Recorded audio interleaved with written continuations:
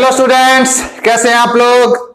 नमस्कार, राम राम, सत श्री अकाल, अस्सलाम वालेकुम। जो भी जिसे सही लगे। तो आ गया अल्कोहल फिनॉल ईथर का लेक्चर नंबर 7, जिसमें हम आज ईथर स्टार्ट करेंगे। तो चलिए स्टार्ट करते हैं। ईथर ईथर को हम बहुत अच्छे से जानते हैं।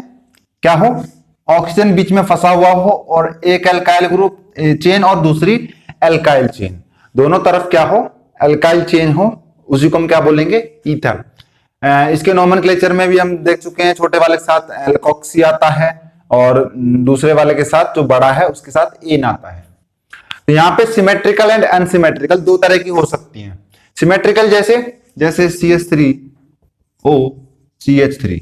अब यहां पे देखना, अगर मैं इसको R डैश मानू और इसको R मानू तो दोनों तरफ क्या है? CH3 है, यानी कि R is equal to R dash. But अगर मैं लिख दूं CH3O CH2 CH3, तो यहां पे इसको मानू R डैश और इसको मानू R। यहां पे तो CH3 है, यहां पे CH2 CH3, दो कार्बन है आगे, यहां पे एक है, तो ये दोनों बराबर नहीं है। तो हम उसमें कौन से आ जाएंगे? अनसिमेट्रिकल। आईपीएस इनका छोटे वाले के साथ, दोनों ही छोटे हैं, किसी के साथ भी भेज दो, क्या हो जाएगा? Methoxy methane. इसका छोटे इस वाले के साथ ऑक्सी, तो मिथॉक्सी इथेन। ठीक, आईपीसी की हम बहुत सारी प्रैक्टिस करके आ चुके हैं। आई होप आपको भी ध्यान हो। इसके कुछ कैरेक्टरिस्टिक्स हैं क्या कि ether have low boiling point than their isomer alcohol due to absence of hydrogen bonding. तो यहां पे ऑक्सीजन को देखो तो ऑक्सीजन बीच में फंसा हुआ है। ऑक्सीजन हमारा -2 ऑक्सीडेशन स्टेट शो करता है, यानी कि वो दो ही बॉन्ड बना सकता है, दो उसने बना लिए। अब वो कहीं से हाइड्रोजन बॉन्डिंग स्टेबलाइज नहीं कर सकता। ये क्या है? ईथर। और ये है अल्कोहल। अब इस केस में हाइड्रोजन बॉन्डिंग पॉसिबल है, क्यों? कि माना यहां पर भी दो बॉन्ड ये बना चुका है, लेकिन ये वाला हाइड्रोजन किसी और ऑक्सीजन के साथ, मान लो यहां पर एक और अल्कोहल हो, ये तो ये इससे जाके हाइड्रोजन बॉन्डिंग स्टेबलाइज कर लेगा। दैट्स वाई इसका, भाई हम ऐसे तो देख नहीं सकते कि खाली एक ईथर का मॉलिक्यूल लेके आओ कि एक CH3 और CH3 उठा के लाओ, ऐसा तो हो नहीं सकता। एक ग्रुप ऑफ एटम मिलेंगे, यानी कि ऐसे बहुत सारे होंगे, लेकिन किसी में भी यहाँ पे ऑक्सीजन हाइड्रोजन बॉन्डिंग नहीं कर सकता, हाइड्रोजन बॉन्डिंग नहीं कर सकता, है ना, क्योंकि ये बाहर है ही नहीं, है ना। ऊपर से यहाँ पे ये दोनों क्या कर रहे हैं? प्लस इफेक्ट शो कर रहे हैं। इसको वैसे भी जरूरत नहीं है बाहर जाने की। यहाँ पे क्या है? एक तरफ खाली है, तो ये एक का हाइड्रोजन और दूसरे का ऑक्सीजन बीच में हाइड्रोजन बॉन्डिंग स्टेबलाइज कर देंगे। और इस तरह की हाइड्रोजन बॉन्डिंग हम बोलते हैं इंटरमॉलिक्यूलर हाइड्रोजन बॉन्डिंग। आपने पढ़ा होगा कहीं ना कहीं, हाइड्रोजन बॉन्डिंग दो तरह की होती है, इंटर एंड इंट्रा। इंट्रा मतलब विद इन सेम मॉलिक्यूल, और इंटर मतलब विद डिफरेंट, मतलब मॉलिक्यूल का टाइप अलग नहीं होगा। अल्कोहल अल्कोहल है, लेकिन दो अलग अलग मॉलिक्यूल्स हैं। अगर इसी में सेम में हो जाती, जैसे मैं इसका एग्जांपल दूं तो फिनॉल में ऐसा मिलेगा ये। तो अब ये वाला किसी और से अपने ही किसी हाइड्रोजन से हाइड्रोजन बॉन्डिंग शो करे तो इसको बोलेंगे इंट्रा, जबकि ये कैसी है? इंटर। पहला पॉइंट क्लियर हुआ। दूसरे पे चलते हैं कि ether are lighter than water. Ether जो है पानी से हल्का होता है, तो देयरफॉर फ्लोट ओवर वाटर, वो फ्लोट करेगा। एज ए रिजल्ट क्या होगा कि ईथर को हम बुझा नहीं सकते पानी से। मान लो ईथर से किसी कारण ईथर से आग पकड़ ले, तो हम उसको पानी से नहीं बुझा पाएंगे। उसके लिए हमें CO2 या CCl4 कार्बन डाइऑक्साइड या कार्बन टेट्राक्लोराइड चाहिए। क्यों? रीजन क्या है? क्योंकि ether are lighter than water, हल्के हैं, पानी डालोगे तो फटाक से ऊपर आ जाएंगे, आग तो बुझेगी नहीं, ऊपर आके लग जाएगी। जैसे आपने तेल में देखा हो कभी, पानी पे एक दो ड्रॉप ऑयल डाल दो तो वो ऊपर तैरने लग जाता है, तो उसकी तेल की आग को भी हम पानी से नहीं बुझा सकते। उसी तरह से अगर ईथर के कारण आग लगी है तो उसको भी हम पानी से नहीं बुझा पाएंगे। उसको it is extinguished with CO2 and CCl4, carbon dioxide and carbon tetrachloride. Clear? Next है ओल्ड सैंपल ऑफ ईथर में फॉर्म परऑक्साइड। जो पुराना सैंपल है ईथर का वो बना सकता है परऑक्साइड ड्यू टू ऑक्सीडेशन। अब ये ईथर का कोई सैंपल पड़ा हुआ है, काफी पुराना हो गया, पड़े पड़े, है ना। वैसे इसका नाम क्या होगा? Ethoxy ethane. ठीक है, इथॉक्सी इथेन। तो कोई पुराना ईथर पड़ा हुआ है, अब वो क्या कर सकता है, मे बी, पक्का नहीं है, मे फॉर्म पर ऑक्साइड बना लेगा due to oxidation, therefore it must be removed before distillation. अगर हम उसको डिस्टिलेशन प्रोसेस में, डिस्टिलेशन जीओसी में नहीं करवाया, वो यार बच्चों वाली चीजें हैं, वो टेम्परेचर में डिफरेंस होता है, तो वो आप रीड कर लीजिएगा एनसीईआरटी से। लास्ट में टाइम बचा तो मैं करवा दूंगा। तो क्या होगा, उसको डिस्टिलेशन से पहले अपने को हटा देना है, बिकॉज परऑक्साइड है हाई बॉइलिंग पॉइंट, परऑक्साइड के पास बॉइलिंग पॉइंट ज्यादा होता है। और जैसे जैसे डिस्टिलेशन लास्ट तक पहुंचे, डिस्टिलेशन में थोड़ा सा बता दूं क्या करते हैं। डिस्टिलेशन में मान लो एक कंटेनर ले लिया, उसमें हमारी दो चीजें पड़ी हुई हैं, एक ए कंपाउंड मान लो, एक बी कंपाउंड मान लो, ठीक। अब ए कंपाउंड का बॉइलिंग पॉइंट है 443 केल्विन और बी कंपाउंड का है 557 केल्विन, ठीक है। अब क्या कर सकते हैं, हम यहां पे एक बर्नर लगा देंगे, कितना गंदा बर्नर है, ठीक है। यहां पे बर्नर लगा दिया, तो अब क्या होगा कि जो ए है उसका तो कितना 443, जैसे इस बीकर का टेम्परेचर 443 पहुंचेगा, वो यहां पे हमें कैसे एक फ्लास्क ट्यूब टाइप लगा दे। मेरी ड्राइंग थोड़ी गंदी है, कोशिश करना समझने की, है ना। तो यहां पे क्या होगा, ये ए वाला जो कंपाउंड है ये इवेपोरेट होकर इधर आने की कोशिश करेगा, क्योंकि टेम्परेचर उसको बॉइलिंग पॉइंट मिल गया। तो बॉइलिंग पॉइंट उसको हम यहां लाके ठंडा कर लेंगे और इकट्ठा कर लेंगे, है। तो इस तरह से हम एक कंपाउंड को दूसरे से सेपरेट करते हैं। लेकिन इस केस में जब लास्ट तक पहुंचेगा ना परऑक्साइड, तो उसका टेम्परेचर तो हाई है, बॉइलिंग पॉइंट तो हाई है उसका परऑक्साइड का, तो वहां तक पहुंचते पहुंचते वो आग पकड़ लेगा, जिससे ब्लास्ट हो सकता है। इस वजह से अपने को जो पुराना ईथर है उसको उसमें से परऑक्साइड रिमूव करना पड़ेगा। उससे पहले हम ये समझ लें कि पता कैसे चले कि वो परऑक्साइड में कन्वर्ट हुआ भी है या नहीं, है ना। पहले ये पता करते हैं, फिर देखेंगे कि रिमूवल ऑफ परऑक्साइड कैसे है, टेस्ट कैसे। उसमें फ्रेश FeSO4, है ना, और KCNS ये डाल दो, क्या बनेगा, वॉयलेट रेड कलर। और उसे अगर आप परऑक्साइड सैंपल में डाल दोगे तो यहाँ पे कुछ इस तरह का कॉम्प्लेक्स बन जाएगा और ये ऑक्साइड बाहर निकल जाएगा, ठीक है। तो यहां से अपने को ये समझ में आ जाएगा कि अगर ऑक्साइड बाहर निकल रहा है, इन केस अगर ऑक्साइड बाहर निकल रहा है, यानी कि जो हमने ईथर लिया था वो परऑक्साइड सैंपल था, अगर वो नहीं निकल रहा है तो वो सिंपल ईथर था, है ना। अब ये केवल टेस्ट है कि हमने ये रिएक्शन करवा के पता लगा दिया कि वहां पे ईथर परऑक्साइड में कन्वर्ट हो चुका था या नहीं। दिक्कत ये हमें पता चल गया ऑक्साइड निकल रहा है, अब करें क्या, है ना।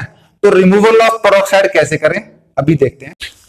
नेक्स्ट देखते हैं रिमूवल ऑफ परऑक्साइड। परऑक्साइड में रिमूव कैसे करें, कुछ नहीं है, सिंपल।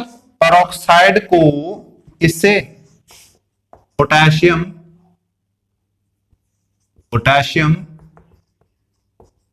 आयोडाइड से रिएक्ट करवा दो, क्या होगा, I2 ऑक्सीडाइज होकर निकल जाएगा और उसको अपन हाइपो सॉल्यूशन से, इसको क्या बोलते हैं,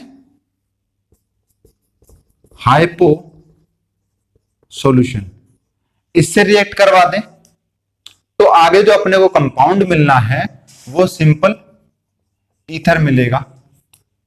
क्लियर कि परऑक्साइड है, परऑक्साइड को पोटेशियम आयोडाइड से तो I2 निकल गया और उसको हमने हाइपो सॉल्यूशन से रिएक्ट करवा दे तो ईथर मिल गया। अब ये हो कैसे रहा है कि पहले तो ये किस में था, वो ये ऑक्सीडेशन स्टेट थी परऑक्साइड में, ठीक, ऑक्सीजन की ये स्टेट थी परऑक्साइड के अंदर। जैसे ही वो इससे रिएक्ट किया तो वहां पर वो परऑक्साइड से ऑक्साइड में कन्वर्ट हो गया, ठीक। तो ऑक्साइड और यहाँ पे ईथर के साथ साथ यहाँ पे ऑक्साइड भी एलिमिनेट होगा, ये एलिमिनेट होगा। अब परऑक्साइड में से ईथर अलग हो जाए और ऑक्साइड अलग हो जाए तो सिंपल अपने को ईथर मिल गया। अब रिएक्शन करवा दो ना, तो फायर कैच करेगा और आराम से डिस्टिलेशन भी हो जाएगा। क्लियर। आते हैं प्रिपरेशन पे। प्रिपरेशन कैसे करते हैं ये आप जानते होंगे, फ्रॉम अल्काइल हैलाइड से कैसे होती है, from dry die silver oxide, इससे कैसे होगी। दो ले लो अल्काइल हैलाइड, दिख रहा है आपको, ये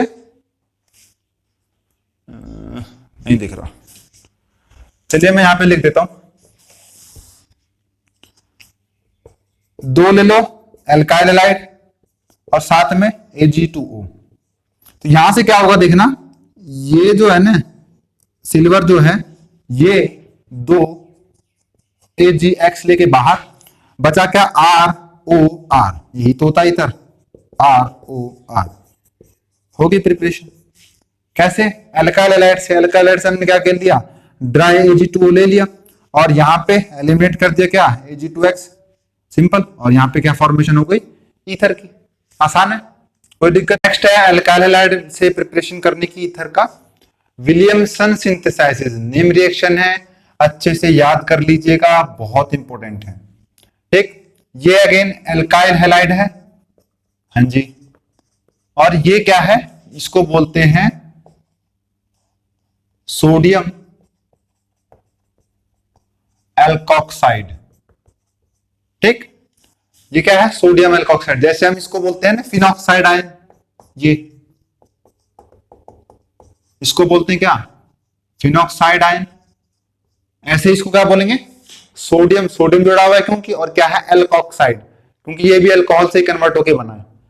कैसे, एक बार देख लूं छोटा सा, क्या बताऊं, यहां बताता हूं, ये अल्कोहल है प्लस NaX, तो यहां से HX बाहर निकाल दो तो क्या बन जाएगा RONA और प्लस HX, इसको ऐसे भी बना सकते हैं, क्या बन गया सोडियम एल्कोक्साइड। इससे रेट करवाएंगे तो क्या होगा, अगेन NaX तो यहां से एलिमिनेट हो जाएगा, ये और ये एलिमिनेट हो गया, बचा क्या ROR, अगेन यहां पे क्या फॉर्मेशन हो गई ईथर की। ठीक, ये भी वही कहानी है, ये भी अल्काइल हैलाइड है, ये सोडियम एल्कोक्साइड ईथर बन गया। और ये कौन से मैकेनिज्म को फॉलो करेंगे, SN2 मैकेनिज्म को। SN2 में आपको याद हो तो SN2 में एक तो इंटरमीडिएट नहीं बनता, और ऑर्डर क्या होता है प्राइमरी सेकेंडरी टर्शरी, है ना। तो ये डायरेक्ट यहां से एलिमिनेट होकर डायरेक्ट जुड़ रहा है, तो यहां पे इंटरमीडिएट का तो मतलब ही नहीं होता, तो ये किसको फॉलो करेगा SN2 को। SN2 का ऑर्डर क्या है यील्ड का, प्राइमरी सेकेंडरी टर्शरी, यानी कि प्राइमरी रिएक्ट करेगा सबसे जल्दी, सेकेंडरी और टर्शरी तो बहुत रेयर करेगा, है ना। ये चीज अभी क्लियर हो जाएगी आने वाले 2-3 मिनट में। तो यहाँ पे अगर ये क्या है सोडियम एल्कोक्साइड, ये सोडियम एल्कोक्साइड टर्शरी है और ये प्राइमरी है, कोई दिक्कत नहीं, यहां पर भी ईथर फॉर्मेशन हो गई। लेकिन अगर इसका उल्टा होता, उल्टा कैसे होता कि यहां पे अगर Br लगा हो और यहां पे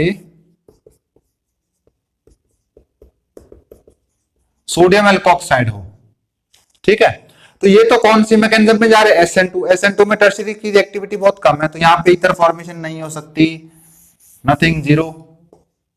ठीक, lesser bulky alkyl halide give good yield, lesser bulky यानी कि लेसर बल्कि कब था ये, कि जब यहां पे क्या था ONA प्लस CH3 Br, और तब क्या बना था प्रोडक्ट यहां पे CH3 O और CH3 प्लस NaBr, ये वाली रिएक्शन फॉलो करेगी।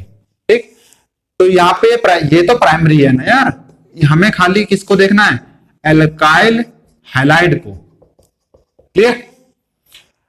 Laser bulky alkyl halide give good yield and not suitable for tertiary alkyl halide because eliminated product also form, eliminated product भी बनेगा और SN2 में उसकी रिएक्टिविटी भी बहुत कम है, दैट्स व्हाई टर्शरी में सुटेबल नहीं है, वो प्रोडक्ट नहीं बना सकता। ऐसे ही एराइल और विनाइल, एराइल मतलब रिंग वाले ये, और विनाइल मतलब जहां पे डबल बॉन्ड हो और उससे कोई ब्रोमीन जुड़ा हो, है ना, ये होंगे लेस रिएक्टिव। और न्यूक्लियोफिलिक सब्स्टिट्यूशन को तो और विलियमसन साइज को कभी भी फॉलो नहीं करेंगे। अगर ऑप्शंस में आ जाए विलियमसन साइज में कोई एराइल या विनाइल कंपाउंड दे रखा हो तो आंख मीच के हटा देना, क्योंकि एराइल और विनाइल क्योंकि इनमें डबल बॉन्ड करेक्टर है, ये बॉन्ड क्लेवेज नहीं कर सकते, that's why they are less reactive to nucleophilic substitution reaction and Williamson synthesis also. तो आज के लिए बच्चों इतना ही, नेक्स्ट लेक्चर में आगे प्रिपरेशन से कंटिन्यू करेंगे, तो पढ़ते रहें, मेहनत करें, आगे बढ़ें।